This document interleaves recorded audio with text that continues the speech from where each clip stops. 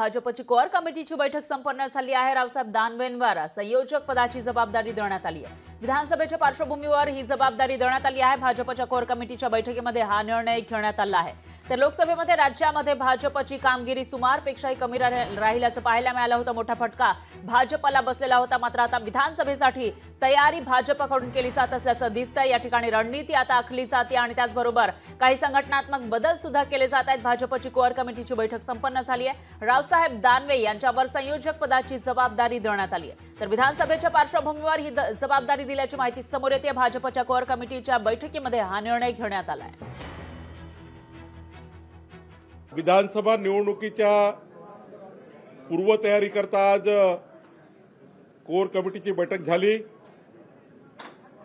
या बैठकीमध्ये प्रामुख्याने राज्याचे माजी अध्यक्ष रावसाहेब दानवे यांना विधानसभा निवडणुकीचं राज्याचं संयोजक म्हणून संपूर्ण जबाबदारी दिली आहे। या निवडणुकीची राज्य संयोजक म्हणून संपूर्ण जबाबदारी रावसाहेब पाहणार आहेत। लोकशाही मराठी ऐका, पहा, जागरूक रहा।